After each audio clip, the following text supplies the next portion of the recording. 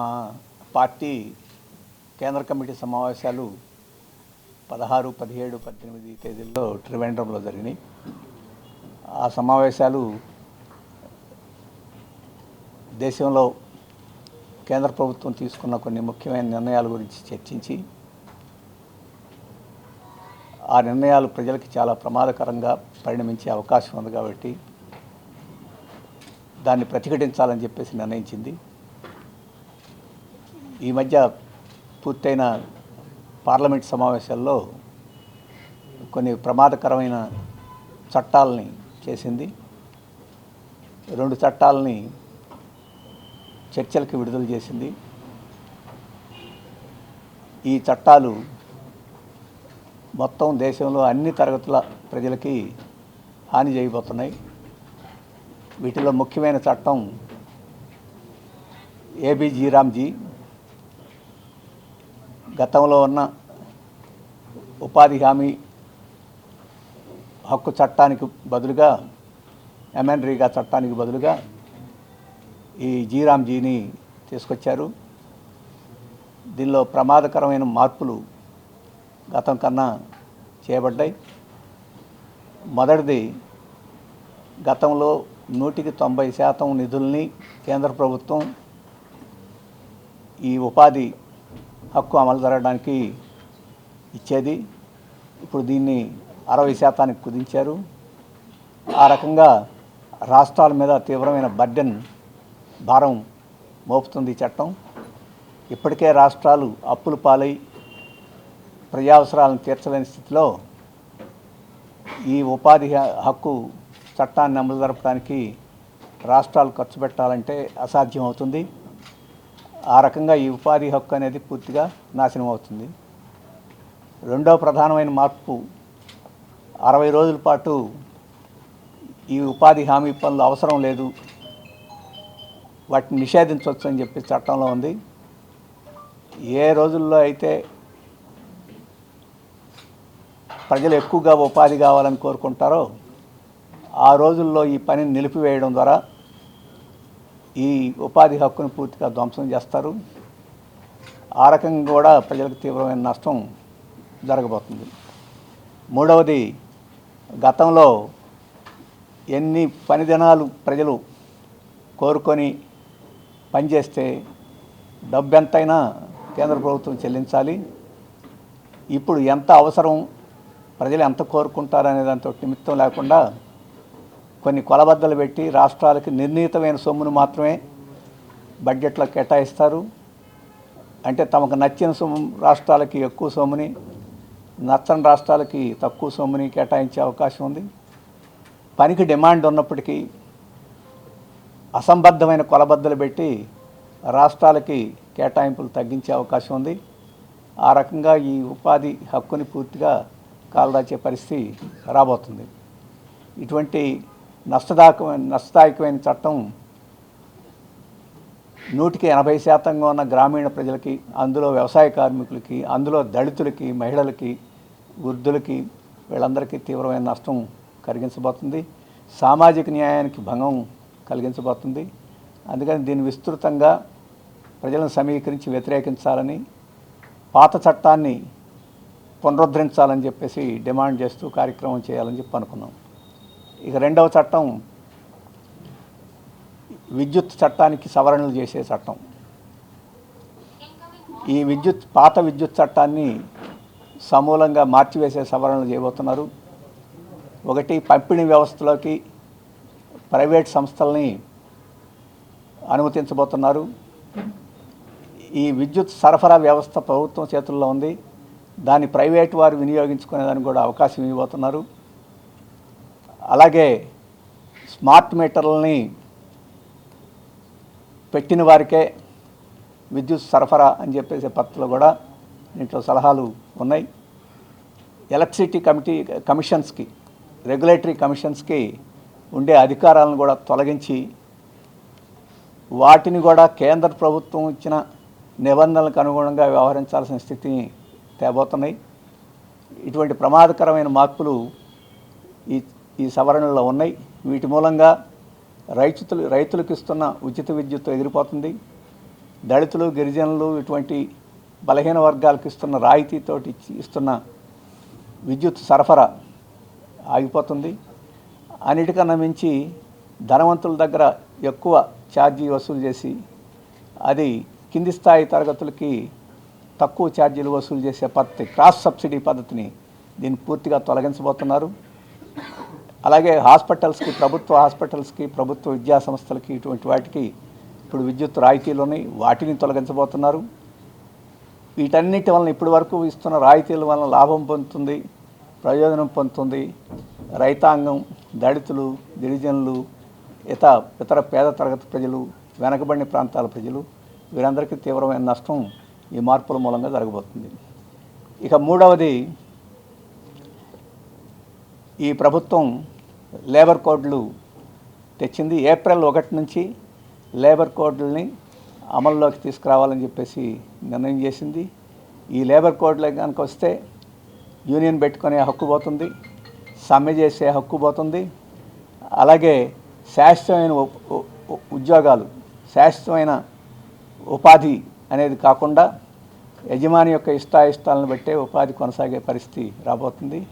రక్షణ సౌకర్యాలు, అలాగే మిగతా ఇతర సౌకర్యాలు కూడా పోతాయి. అలాగే ఒక ఫ్యాక్టరీకి ఇచ్చే నిర్వచనం మార్చడం ద్వారా కోట్లాది మంది కార్మికులు ఈ చట్టాల పరిధిలోకి రాకుండా ఈ లేబర్ కోడ్స్ చేస్తున్నాయి. 8 గంటల పనిదినం ఎగిరిపోతుంది. ఇటువంటి ప్రమాదకరమైన అంశాలు ఈ లేబర్ కోడ్లో ఉన్నాయి. మొత్తం కార్మిక వర్గం ఇప్పటి వరకు కొన్ని రాయితీలు సంపాదించుకున్న ఈ పోరాటాల ద్వారా ఆ రాయితీలన్నీ ఎగిరిపోయే ప్రమాదం ఈ లేబర్ కోడ్స్ మూలంగా రాబోతుంది. ఇవి కాకుండా మరొక చట్టాన్ని తీసుకొచ్చింది. దానికి పేరు మాత్రం శాంతి అని చెప్పారు. ఈ nuclear power plants, mini nuclear power ప్లాంట్స్ని దేశంలో విస్తారంగా స్థాపించాలని చెప్పేసి ఇది విదేశీ సంస్థలు 100కి 100 పెట్టుబడి పెట్టి స్థాపించుకునే అవకాశం కల్పిస్తూ ఈ చట్టంలో ఉన్నారు. అలాగే ఇంతకుముందే విదేశీ న్యూక్లియర్ పవర్ ప్లాంట్లను రాబట్టాలని ప్రయత్నం చేసినా రాలేదు. ఎందుకంటే ఏదైనా యాక్సిడెంట్ అయితే ఆ యాక్సిడెంట్కి, ఆ ప్రమాదానికి కారణమైన వారికి శిక్ష వేసేదానికి నష్టపరిహారం చెల్లించాల్సిన అవసరం పాత చట్టాల్లో ఉన్నాయి. ఆ చట్టాలు తొలగిస్తే తప్ప, అంశాలు తొలగిస్తే తప్ప మేము రావని విదేశీ పెట్టుబడిదారులు హఠాయించడంతో వారి ఒత్తిడికి లొంగి మోడీ ప్రభుత్వం ఇప్పుడు న్యూక్లియర్ లయబిలిటీ అని చెప్పేసి దాన్ని తొలగించి ఈ కొత్త చట్టాన్ని తీసుకొచ్చారు. ఒకవేళ ఎవరైనా విదేశీ పెట్టుబడిదారు న్యూక్లియర్ పవర్ ప్లాంట్ పెడితే దాంట్లో యాక్సిడెంట్ అయితే, దానివల్ల ప్రాణాపాయం, ఆస్తి నష్టం జరిగితే ఆ రేడియేషన్కి కానీ ప్రాణహానికి కానీ నష్టపరిహారం ఇచ్చే పూచి వారికి లేదు. ఆ రకంగా వారు పనికిమాలిన ఎక్విప్మెంట్ సరఫరా చేసి నిర్వహణ సక్రమంగా చేయక నష్టం జరిగితే ఆ నష్టానికి వారి బాధ్యతలు లేకుండా ఈరోజు ఈ చట్టంలో మార్పు చేశారు. ఆ రకంగా నష్టం మనది, లాభం వాళ్ళది అన్నట్టుగా ఈ చట్టాన్ని తీసుకొచ్చారు. ఇది న్యూక్లియర్ పవర్ ప్లాంట్లు ఏ ఏ ప్రాంతాల్లో పెడతారో ఆ ప్రాంతాల ప్రజలకి రేడియేషన్ ద్వారా కానీ, యాక్సిడెంట్ల ద్వారా కానీ ప్రమాదం జరిగే పరిస్థితి ఉంది. జరగవనేం లేదు.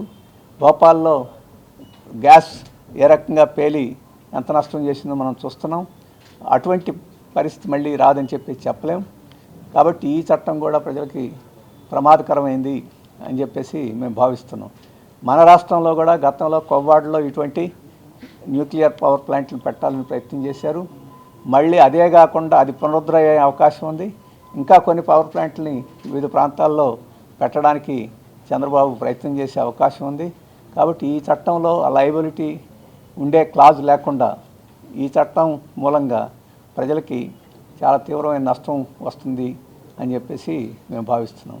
ఇవి కాకుండా సీడ్ బిల్ కూడా రాబోతుంది. దానివల్ల రైతాంగానికి తీవ్రమైన నష్టం జరుగుద్ది. ఈ విత్తనాలని సరఫరా చేసే విదేశీ కంపెనీలు, మాన్సాంటో ఇటువంటి కార్గిల్ ఇటువంటి కంపెనీలు ఏవైతే ఉన్నాయో వాటి లాభం కోసం రైతాంగానికి నష్టం చేస్తూ ఈ చట్టం వచ్చింది. అలాగే ఇన్సూరెన్స్ చట్టం కూడా ప్రజలకు నష్టం చేసే పద్ధతిలో ఇన్సూరెన్స్ రంగంలోకి 100కి 100% విదేశీ పెట్టుబడులను ఆహ్వానిస్తూ ఈ చట్టం చేసింది. అది కూడా తీవ్రమైన నష్టం జరుగుద్ది. అందుకని ఈ ఒక రకంగా మోడీ గారు ఒక బిగ్ బ్యాంగ్ అంటే నెమ్మదిగా సంస్కరణలు ప్రవేశ పద్ధతి కాకుండా ఒక రకమైన ఓ బ్యాంగ్, పెద్ద ఉధృతంగా ఒకేసారి ఒక విస్ఫోటనంలాగా సంస్కరణలన్నింటినీ ఒకేసారి మనం దేశం మీద నెట్టాడు. ప్రజలు తెలుసుకునే లోపలే ఆ చట్టాలన్నీ వచ్చి వారి మీద పడే పరిస్థితి ఈరోజు మోడీ గారు చేస్తున్నారు. దీన్ని ఎంత తొందరగా ప్రజలు అర్థం చేసుకొని ప్రతిఘటిస్తే అంత మంచిది. దీన్ని ప్రజలకు వివరించేదానికి రేపు 30వ తేదీ నుంచి జనవరి 30వ తేదీ నుంచి ఫిబ్రవరి 5వ తేదీ వరకు దేశవ్యాప్తంగా పార్టీ శాఖలు, కార్యకర్తలు, నాయకులు అందరూ ప్రజల దగ్గరికి వెళ్ళి ఈ విషయాలన్నింటినీ విప్పి చెప్పి ఆందోళన క్యాంపెయిన్ చేయాలని చెప్పేసి అనుకున్నాం. ఆ రకంగా ప్రజల్ని ఒక చైతన్యం చేసి రాబోయే కాలంలో పోరాటాలకు సన్నద్ధం చేయాలనుకున్నాం. అలాగే ఫిబ్రవరి 12వ తేదీన కార్మిక సంఘాలు దేశవ్యాప్తంగా సమ్మెకి పిలిపించినాయి. ఆ సమ్మె యొక్క అవసరం ఏమిటి, ప్రాధాన్యత ఏమిటి అని చెప్పేసి కూడా ప్రజలకు మేము చెప్పదలుచుకున్నాం. ఆ రకంగా వారి సమ్మెకి సిపిఎం సంఘీభావం కూడా ఈ సందర్భంలో వ్యక్తం చేయడానికి ఈ కార్యక్రమాన్ని రూపొందించాం. ప్రజలందరూ ఈ కార్యక్రమానికి సహకరించాలని చెప్పేసి ఈ సందర్భంలో విజ్ఞప్తి చేస్తున్నాం. ఇక రెండో విషయం, అంతర్జాతీయంగా మోడీ గారు ఆయన యొక్క అంతర్జాతీయ ఒప్పందాలని, ఒడంబడికల్ని, విధానాలని, అంగీకృతమైన పద్ధతుల్ని విచ్ఛిన్నం చేస్తూ ఏకపక్షంగా వ్యవహరించడం అనేది జరుగుతుంది. ఆ ఏకపక్ష వ్యవహార సరళి ఇప్పుడు గాజా మీద కూడా ప్రయోగిస్తున్నాడు. ఇప్పుడు బోర్డ్ ఆఫ్ పీస్ అని చెప్పేసి ఒక శాంతి సంస్థని ట్రంప్ ప్రకటించారు.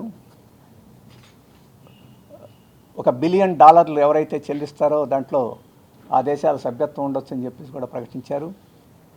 అటువంటి బోర్డుని, ఆ బోర్డులో అందరినీ చేరమని ఆహ్వానించారు. ఇప్పటి వరకు అనేక ముఖ్యమైన దేశాలు చేరలేదు, కానీ కొన్ని దేశాలు చేరినాయి. ఈ ప్రయత్నం అనేది చాలా తీవ్రమైన అంతర్జాతీయ పరిపాలనా వ్యవస్థకి, ఇంటర్నేషనల్ గవర్నెన్స్కి తీవ్రమైన విఘాతం కలిగించే ప్రయత్నం. ఐక్యరాజ్య సమితిని విచ్ఛిన్నం చేసే మరొక ప్రయత్నం ఇది. దాదాపు 180 ఆ పైన దేశాలు ఐక్యరాజ్య సమితిలో ఉండి ప్రపంచంలో శాంతిని పరిరక్షించేదానికి కొంత ప్రయత్నం జరుగుతుంది. కానీ ఆ ఐక్యరాజ్య సమితిని పూర్తిగా విచ్ఛిన్నం చేయాలని, దానికి ఒక సమాంతర వ్యవస్థని తీసుకురావాలనే ట్రంప్ ప్రయత్నంలో అంతర్భాగంగా ఇది జరిగింది. గాజా పరిరక్షణ కానీ, గాజా పునర్నిర్మాణం కానీ ప్రధానమైన ఉద్దేశం కాదు. అందుకనే అది ఒక పీస్ ఆఫ్ బోర్డ్ అని కూడా అనేక మంది వ్యాఖ్యానించారు. ఒక చెక్క మొక్క తప్ప అది ఒక శాంతి కోసం ఏర్పాటు చేసిన ఒక సంస్థ కాదని చెప్పేసి పత్రలో అనేక మంది వ్యాఖ్యానం చేశారు. భారతదేశాన్ని కూడా చేరమని చెప్పేసి ట్రంప్ ఆహ్వానించారు. ఇప్పటి వరకు భారతదేశం దానికి సిద్ధం కాలేదు, చేరలేదు. అలాగే చేరమని చెప్పేసి ప్రకటన కూడా చేయలేదు. ఆ రకంగా ఒక గోడ మీద కూర్చొని నిశ్శబ్దంగా భారతదేశం ఉంది. ఇది మంచిది కాదు. ఇంత పెద్ద గొప్ప దేశం అంతర్జాతీయ విషయాల్లో ఒక దేశ అధినేత విచ్ఛిన్నం చేయడానికి ప్రయత్నం చేస్తుంటే, ఒక అలీన దేశానికి ముఖ్య నాయకుడిగా ఉన్న బ్రిక్కి ఇప్పుడు అధ్యక్షుడిగా ఉన్నాడు. ఇప్పుడు ఈ టర్మ్కి బ్రిక్స్ దేశాల సంస్థకి అధ్యక్షుడిగా ఉన్న మన దేశం ఇప్పటి వరకు నోరు మెదపకుండా ఇంత ముఖ్యమైన సమస్య మీద ఉండటం అనేది క్షంతవ్యం కాదు. ఇది మన దేశ ప్రతిష్టకి గౌరవం కూడా కాదు. అందుకని భారతదేశం వెంటనే ఈ బోర్డులో మేము చేరబోము అని చెప్పేసి స్పష్టంగా మిగతా దేశాల మాదిరిగానే ప్రకటించాలని చెప్పేసి మేము డిమాండ్ చేస్తున్నాం. ఆ రకంగా ట్రంప్ చేసే విచ్ఛిన్నకరమైన ప్రయత్నాలని అడ్డుకోవాలని చెప్పేసి మేము సిపిఎంగా కోరుతున్నాం. ఇక మూడో విషయం, వివరాల తర్వాత శ్రీనివాసరావు గారు చెప్పిన దావోస్లో దావోస్లో సమావేశం జరుగుతుంది. World economic forum. అది ప్రతి సంవత్సరం జరుగుద్ది. ప్రతి సంవత్సరం మన ముఖ్యమంత్రులు అందరూ తీర్థయాత్రలాగా అక్కడికి వెళుతుంటారు. చాలా దేశాల నుంచి కూడా వెళుతుంటారు. చంద్రబాబు అధికారంలో ఉంటే ఆయన వెళ్ళేవాడు, జగన్ కూడా వెళ్ళాడు, అంతకుముందు రాజశేఖర్ రెడ్డి వెళ్ళారు. తీర్థయాత్రలు అవి మన దేశ రాష్ట్ర ప్రయోజనాలకి ఎంత మేలు జరుగుతుందో ఇప్పటి వరకు చెప్పలేము. కానీ విదేశీ యాత్రకి, అందుట్లో స్విట్జర్లాండ్కి యాత్రలకి మన రాజకీయ నాయకులకి మంచి ఒక సదావకాశం ప్రభుత్వ సొమ్ముతోటి అక్కడ వెళ్ళడానికి ఒక సదావకాశం లాగా ఇది ఉన్నది. ఇప్పటి వరకు ఎన్నో తీర్థయాత్రలు చేశారు చంద్రబాబు. వాళ్ళ అందరికన్నా ఎక్కువ తీర్థయాత్రలు చేసింది చంద్రబాబు, ఎందుకంటే ఎక్కువ కాలం ముఖ్యమంత్రిగా ఉన్నాడు కాబట్టి. అలాగే ఎక్కువ సార్లు అక్కడి నుంచి కోట్లు బిలియన్ల డాలర్లు వచ్చేస్తాయని చెప్పినవాడు చంద్రబాబు. కానీ మన రాష్ట్రం మాత్రం పారిశ్రామికంగా చూసుకున్నా ఏ రకంగా చూసుకున్నా 6వ 7వ స్థానంలోనే ఉన్నది. ఇంతకుముందు తెలంగాణలో కలుపుకొని ఉమ్మడి ఆంధ్ర రాష్ట్ర కోసం చూసుకున్నా ఇప్పుడు రాష్ట్రం చూసుకున్నా ఆ స్థితిలోనే ఉంది. మరి ఈ లక్షల కోట్ల డాలర్లు ఏమైపోయినాయో ఎక్కడికి పోయినాయో అర్థం కావడం లేదు. ఇప్పుడు నిన్న అక్కడ ప్రకటన చేసిన దాన్ని బట్టి కూడా అక్కడ ప్రవాహం మొదలైనట్టు త్వరలోనే ఆంధ్రప్రదేశ్కి చేరుకోబోతున్నట్టు చంద్రబాబు నాయుడు గారు ఇంప్రెషన్ ఇచ్చారు. ఇవాళ మీరు RBI reserve bank of India ప్రకటన చూస్తే గత సంవత్సరంలో $400 మిలియన్ మన దేశానికి రావడం కాదు, మన దేశం నుంచి వెళ్ళిపోయిన విదేశీ పెట్టుబడులు. అంటే మన దేశంలోకి వచ్చే విదేశీ పెట్టుబడులు, దేశం నుంచి వెళ్ళిపోయే పెట్టుబడుల్ని కలిపి చూస్తే గత సంవత్సరంలో $500 మిలియన్ మన దేశం నుంచి వెళ్ళిపోయాయి తప్ప లోపలికి రాలా. మరి ఈ రకంగా విదేశీ పెట్టుబడులు దేశం నుంచి వెళ్ళిపోతా ఉంటే చంద్రబాబు నాయుడు గారు ఒక కళ చూపిస్తున్నాడు, అక్కడ నుంచి రాబోతున్నాయని. అంటే పెట్టుబడిదారుడు ఈ నాయకులు వెళ్ళి వేడుకోళ్ళని బట్టి విందు భోజనాలను బట్టి అవి రావు, వాళ్ళకి లాభం ఉంటే వస్తాయి. ఈరోజు ప్రపంచ పరిణామాలు ఎటువంటివి ఉన్నాయంటే ట్రంప్ చేసే నిర్వాహకం ఎట్లా ఉందంటే ప్రపంచ ఆర్థిక వ్యవస్థని అస్తవ్యస్తం చేసి పెట్టుబడులు పెట్టాలనే సంశయాన్ని పెట్టుబడిదారుల్లో కలిగించి మనలాంటి దేశాల్లోకి ఇన్వెస్ట్మెంట్స్ రాకుండా ఈరోజు చేస్తున్నారు. దాన్ని గమనించకుండా ఈరోజు ఈ యాత్రలతోటే అంతా అయిపోతున్నట్టు భ్రమలు కలిగించడం అని చెప్పేసి అది న్యాయమైనది కాదు. వాస్తవాలు చెప్పి ఆ వాస్తవ పరిస్థితుల్లో ఏం చేయాలని చెప్పేసి ప్రయత్నం చేయడం మంచిదని చెప్పేసి మేము అభిప్రాయపడుతున్నాం. ఇవి నేను చెప్పదలుచుకున్న విషయాలు. ఓకే.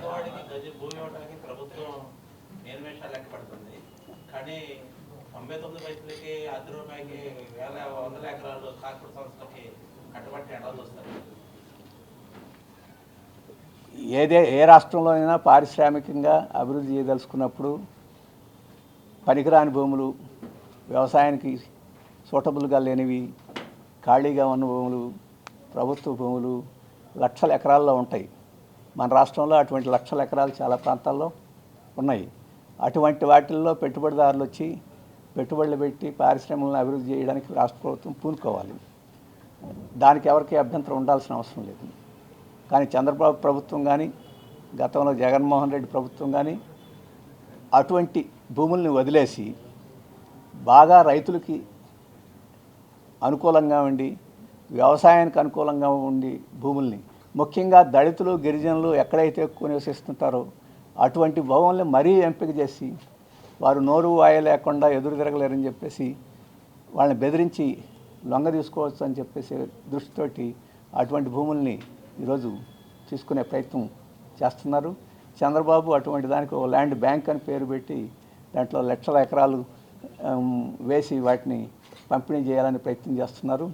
ఈ ప్రభుత్వ భూములు ఇవన్నీ అధికారం ఉన్న వారి సొంత భూముల్లాగా వారు ట్రీట్ చేస్తున్నారు. లోకేష్ గారు అమాయకంగా కానీ లేకపోతే తెలివి తక్కువగా కానీ అది ఈ రెంటిల్లో ఏదనేది ఆయనే చెప్పాలి. అంటే ఇదంతా జాగీర్ అయినట్టు ఆంధ్రప్రదేశ్ నేలంతా దాన్ని తనకు నచ్చినట్టు ఎంత ఖరీదుకైతే అంత ఖరీదుకి ఇచ్చేస్తానన్నట్టు మాట్లాడటం అని చెప్పేసేది అవివేకం. ఇప్పుడే రాజరికం ఉందనుకుంటున్నారో ప్రజాస్వామ్యం ఉందనుకుంటున్నారో ఆయనకు అర్థమైనట్టు లేదు. ఇటువంటి వెర్రవీగుడు ప్రకటన చేసిన వాళ్ళందరూ గతంలో గతించిపోయారు, వారికి ప్రజలు బుద్ధి చెప్పారు. అటువంటి స్థితి తెచ్చుకోవడం మంచిది కాదు. ఎక్కడైనా ఏదైనా ప్రజలకు ప్రయోజనకరమైన భూమి అయినప్పటికీ కొన్ని అవసరాల రీత్యా తీసుకోవాల్సి వస్తే నష్టపోయే వారికి ముందు ప్రాధాన్యత ఇవ్వాలి, వారికి తగిన ప్రయోజనాన్ని కల్పించాలి. అంతకుముందు జీవించే స్థాయి కన్నా మరింత మెరుగైన జీవిత స్థితికి వాళ్ళని తీసుకొచ్చే పద్ధతిలో వాళ్ళకి నష్టపరిహారం కానీ ఏర్పాట్లు కానీ చేసి ఆ భూమిని తీసుకోవాలి. అటువంటి ఏమీ చేయకుండా మీకు హక్కు లేదు, భూమి అంటే మాది అని చెప్పేసి వెళ్ళగొడతామని చెప్పంటే సహించే పరిస్థితి లేదు. అటువంటి వైఖరి ఆయన అటువంటి దాన్ని ప్రశ్నించారని చెప్పేసే మా సిపిఎం నాయకుడిని, రైతు నాయకుడిని అప్పలరాజుని ఈరోజు పీడీ యాక్ట్ కింద జైల్లో పెట్టారు. ఇంకా అనేక మంది మీద అట్లాంటి ప్రయత్నాలు చేసే అవకాశం ఉంది. అట్లాంటి చట్టాలు పెట్టి అణిచివేయాలని చెప్పి అనుకుంటే అది అవివేకం అవుతుంది. ఇప్పుడు పీడీ యాక్ట్లో జైల్లో పెట్టి ఆయనకి ములాఖత్ లేకుండా కూడా చేస్తున్నారు. జైలు చట్టం ప్రకారం పీడీ యాక్ట్ కింద ఉన్నవారికి కూడా నెలకు 2 సార్లు ములాఖత్ ఇవ్వాలి. 10 పేర్లు ఇచ్చి ఆ 10 పేర్లు ఎవరైనా ప్రతి నెల వచ్చి ములాఖత్ చేసుకునే అవకాశం ఉంది. కానీ ఆ 10 పేర్లు ఇప్పుడు జైలు అథారిటీస్కి పంపడానికి పోలీస్ శాఖ నిరాకరిస్తుంది. పోలీస్ శాఖ నిరాకరిస్తుందా, పోలీసులను అటువంటి పద్ధతిలో పేర్లు పంపొద్దని చెప్పేసి ఈ పాలకులు చెప్తున్నారని చెప్పేసి అంటే ప్రజాస్వామ్యం కూడా లేదు. జైల్లో ఉన్నవాళ్ళు కూడా బంధువులతోటి మాట్లాడుకునేదానికి కూడా అవకాశం లేనంత ఉగ్రవాద చర్యలకు ఏమైనా పాల్పడ్డాడు అప్పరాజు. రైతుల తరఫున నిలబడినందుకు ఇంత కర్కశంగా ఈ ప్రభుత్వం వ్యవహరించడం అనేది, కనీసం ప్రజాస్వామిక హక్కును కూడా లేకుండా చేయడం అనేది, జైల్లోనే తమ బంధువులను కూడా మాట్లాడుకునే అవకాశం లేకుండా చేయడం అనేది ఈ ప్రభుత్వం యొక్క చేతగానితనాన్ని, భయాన్ని, ప్రజలంటే భయాన్ని. అప్పలరాజు ఒక చిన్న వ్యక్తి, మనిషి కూడా అంత పెద్ద బరువైన మనిషి ఏమీ కాదు లోకేష్ లాగా. ఇప్పుడు లోకేష్ సన్నబడినట్టు కనపడుతుంది. అయినా అతనంటే అంత భయం ఎందుకో అర్థం కావడం లేదు. ప్రజల్ని ఆకర్షించి అతన్ని ఒంటరిపాటు చేసి మేనేజ్ చేయలేని ప్రభుత్వం అది. అందుకని దాన్ని బట్టి అర్థమవుతుంది ప్రజలు ఈ ప్రభుత్వం చేసే భూసేకరణ కార్యక్రమాన్ని, అది భూసేకరణ కార్యక్రమం కాదు, భూ ఆక్రమణ కార్యక్రమం, ప్రభుత్వం చేస్తున్న భూ ఆక్రమణ కార్యక్రమాన్ని ప్రజలు అంగీకరించలేదు కాబట్టి ఈరోజు ఆ ఉద్యమానికి నాయకత్వం వహిస్తున్నారంటే ఈ ప్రభుత్వానికి భయం పట్టుకుంది. అందుకని మేము ప్రభుత్వాన్ని డిమాండ్ చేస్తున్నాం, వెంటనే పీడీ యాక్ట్ని ఉపసంహరించి అప్పలరాజుని రిలీజ్ చేయాలని, ఇప్పుడు వెంటనే ములాఖత్కి పేర్లు పంపి కనీసం అతని ప్రజాస్వామిక హక్కుని అంగీకరించాలని చెప్పేసి మేము కోరుతున్నాం. 1.5 సంవత్సరం తర్వాత పాదయాత్ర అన్నారు. ఇప్పటి వరకు మన రాజకీయ నాయకులు చేసిన పాదయాత్ర సమస్య మీద ఎప్పుడు చేయాలి, అధికారం కోసం చేసినవి. లేకపోతే పాదయాత్ర ప్రజల సమస్యలు ఇంత తీవ్రంగా ఉంటే ఇప్పుడు చేస్తే మాకు చాలా సంతోషం. కానీ 1.5 అంటే ఎన్నికలకు దగ్గర వచ్చిన తర్వాత కానీ పాదయాత్రలకి ప్రయోజనం ఉండదని చెప్పి అనుకుంటున్నారేమో. ఏమైనా శరీరాన్ని కష్టపెట్టి ప్రజల కోసం ముందుకు వచ్చిన వాళ్ళు ఎవరు చేసినా, చంద్రబాబు చేశాడు, లోకేష్ చేశాడు, వాళ్ళందరికన్నా ముందు మేము చేసాము. కాబట్టి అది ఆరోగ్యానికి మంచిదే, ప్రజలకు కూడా మంచిది, దాంట్లో ఏం అభ్యంతరం లేదు. కానీ ఎన్నికల్లో ఓట్ల కోసం చేస్తేనే మాకు అభ్యంతరం. ఈ ఇప్పుడున్న పాదయాత్రలన్నీ ఓట్ల పాదయాత్రలాగా ఉంది తప్ప సమస్యల పాదయాత్రలాగా అనిపించడం లేదు. ఇక రాజధానిలో కూడా పీపీపీ అంటే ఒకసారి పీపీ వచ్చినప్పుడు బీపీ వచ్చినప్పుడు జబ్బెట్టవస్తుందో పీపీ అనేది వస్తే రాజధానే కాదు ఎక్కడైనా జరుగుద్ది. కానీ ఒకటి మాత్రం జరగకపోవచ్చు, వాళ్ళ చంద్రబాబు గారి పని, లోకేష్ గారి పని పీపీపీకి ఇవ్వకపోవచ్చు. అది తప్ప మిగతాయన్ని పీపీపీకి ఇస్తారు. రాజధాని కూడా పబ్లిక్ ప్రైవేట్ పార్ట్నర్షిప్ అనేది ప్రైవేటైజేషన్ కన్నా చాలా ఘోరమైంది. ఎందుకంటే ప్రభుత్వ సొమ్ముతోటి ప్రైవేట్ వారికి సుఖం కలిగించడం ఇది పీపీపీ అంటే. కాబట్టి భూములు ప్రభుత్వాన్ని, డబ్బు ప్రభుత్వాన్ని, కాంట్రాక్ట్ ప్రైవేట్ వారికి ఇస్తారు, పనిచేసేది కార్మికులు, సూపర్వైజర్స్, మేనేజర్సు, పైసలు పుచ్చుకునేది వారి స్నేహితులు, మిత్రులు వారు. అది పీపీపీ యొక్క సౌలభ్యం. అటువంటి సౌలభ్యం ఉంటేనే అన్ని వైపులకి వాటాలు పుచ్చుకునేదానికి సులభంగా ఉంటుంది. టీటీపీ విషయంలోనే మాజీ ముఖ్యమంత్రి జగన్మోహన్ రెడ్డి కామెంట్ చేశారు సార్, ప్రభుత్వ ఆస్తులు టీటీపీకి ఇవ్వడం బదులు ముఖ్యమంత్రి పేటాన్ని కూడా టీటీపీ విధానం చేస్తే బాగుంటుంది అనేది ఆయన ప్రపోజల్ పెట్టారు. అది నిజమే. ఆయన ముందు ఇచ్చి ఉంటే చంద్రబాబు నాయుడు ఇప్పుడు ఇచ్చి ఉండేవాడు. పీపీపీ మోడల్ ఆయనే కాదు, అంతకుముందు చంద్రబాబు నాయుడు పెట్టాడు, తర్వాత రాజశేఖర రెడ్డి పెట్టాడు, తర్వాత జగన్మోహన్ రెడ్డి పెట్టాడు, ఇప్పుడు చంద్రబాబు కొనసాగిస్తున్నాడు. దాంట్లో వారి మధ్య ఏమి వ్యత్యాసం ఏం లేదు.